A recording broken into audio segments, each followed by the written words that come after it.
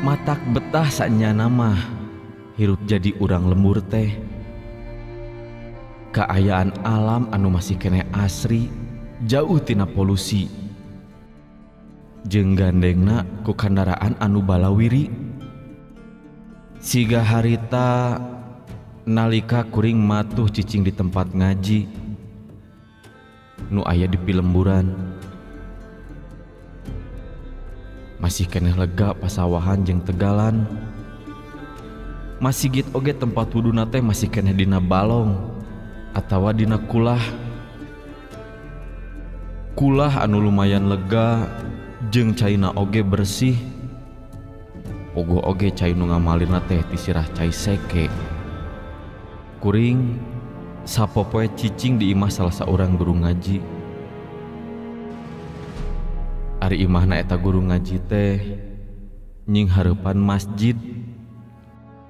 Jadi pahareup-hareup jeung masjid.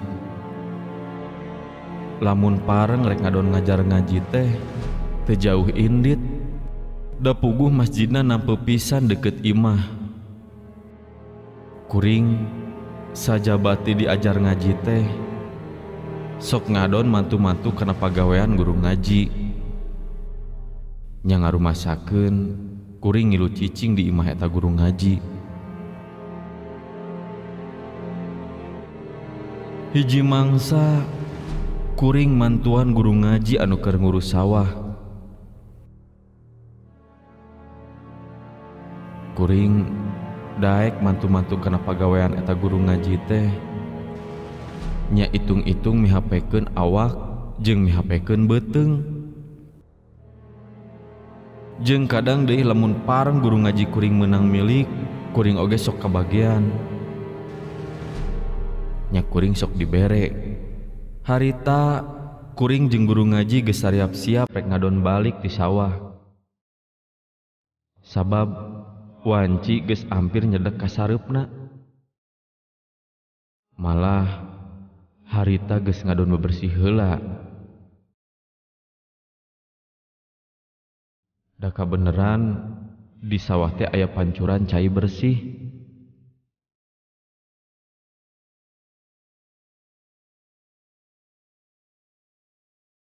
Jang, hayu urang balik. Bisi kaburu magrib ya. Oh nya muhun Kang. Teu karaosnya waktos teh. Tos hampir sareupna geuning. Nya, tah eta tandana urang betah hirup di dalam dunia teh. Sumuhun Kang. Nya, ya pacul mah tong dibabalik ah. Keun we simpen di saung, da isu oge pan rek dipake deui. Atos Kang, atos dilebetkeun ka saung ku abdi.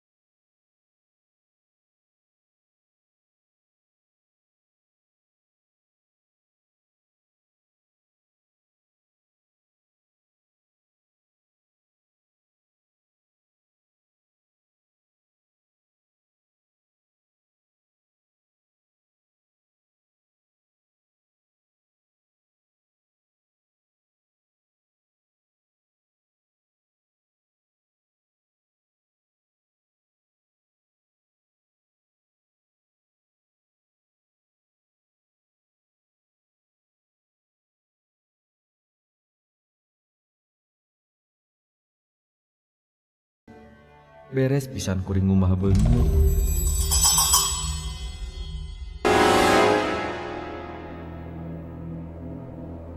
Sirah kuring cengkat bari teu kahaja.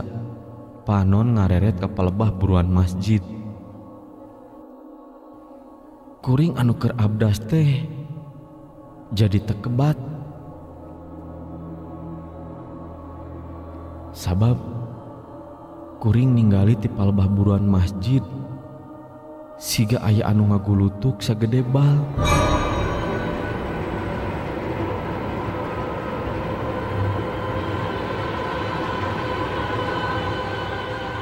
Kuring ningali kitu teh jadi lain neruskeun abdas. Tapi kalau jadi nyidikeun kana eta anu ngagulutuk teh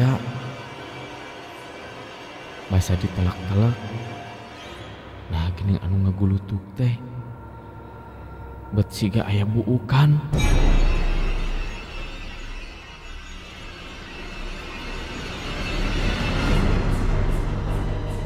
Malah beuki deukeut beuki jelas. Gening anu ngagulutuk teh siga sirah jelema.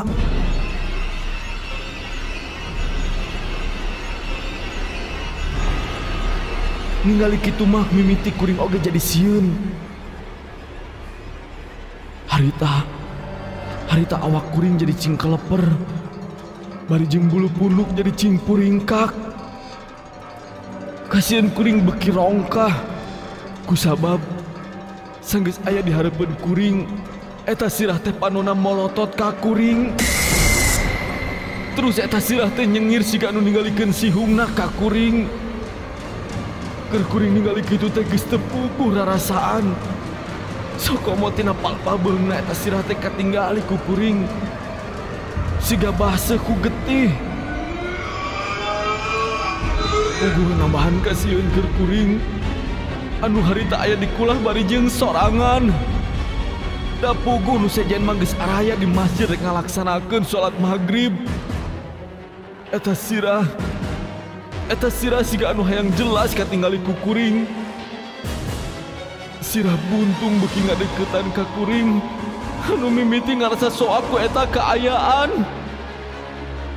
Nu jadi anehna keur kuring.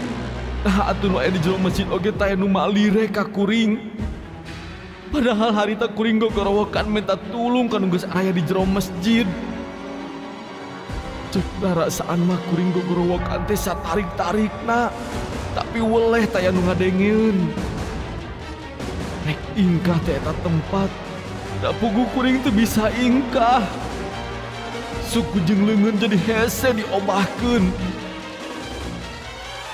Eta sirah anu guglutuk teh panonna mencrom ka kuring. Sarta terus sungutna calangap. Sihungna rangeteng malah katempo aya getihan. Kasieun kuring geus lain caturkeun deui. Komo basa eta sirah anu guglutuk teh katinggali ngalayang. Sungutna calawak siga nu rek nyapluk ka kuring.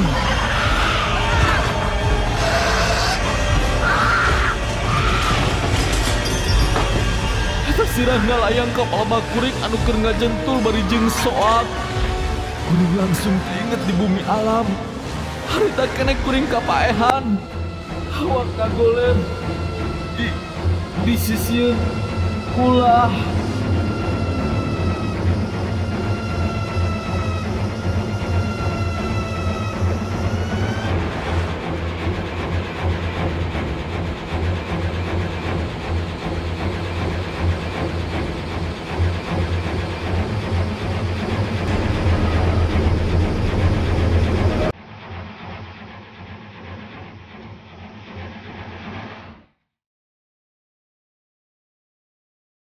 Kang, tulung Kang. Kunaon ari si Nur? Ada ngagoler di dia. Alah, kunaonnya? Nah, bejiga nu kapaehan kieu. Alah, nya geuning Kang. Barudak, hayo barantuan ngagotong ya. Hayo, gotong ka jero masjid.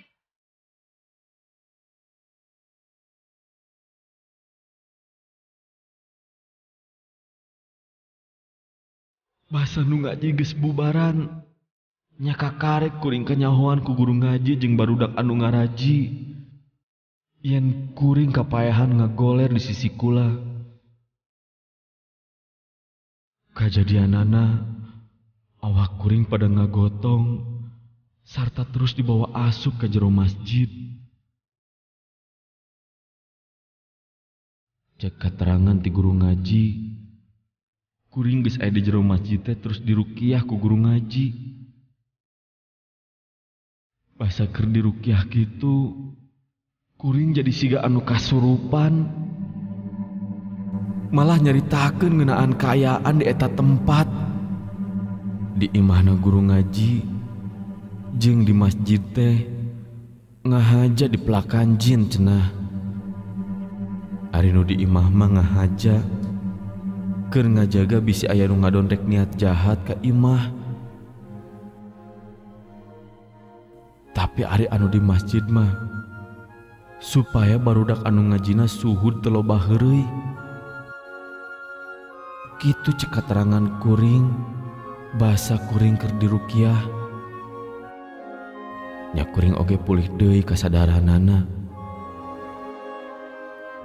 Sanggeus kuring sadar sabihari deui, kuring nyeritakeun kejadian anu katinggali sarta kaalaman ku kuring. Basa kuring keur abdas di kulah eta. Kuring nyeritakeun ngeunaan aya sirah buntung anu ngagulutuk ti buruan masjid nyampeurkeun ka kuring anu keur aya di kulah. Aka ngabejaan kasalareanya dengekeun regepkeun ye. Mata lamun rek salat teh ulah di engke-engke. Batur geus araya di masjid ari ieu kakarek abdas. Tuh, pan kitu balukarna. Tah, eta teh jin anu ngahaja nyingsieunan ka urang. Pangpangna mah ti mimiti ayeuna lamun ngong ajan teh urang kudu geus siap-siap aya di masjid. Nya regepkeun ye.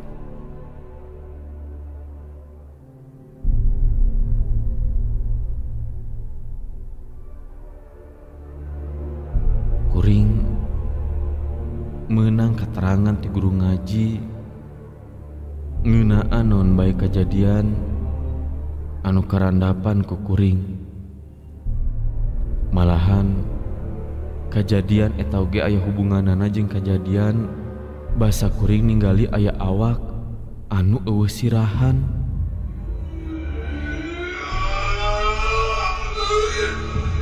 Nu geus kaalaman ku kuring sababaraha poe anu geus kaliwat.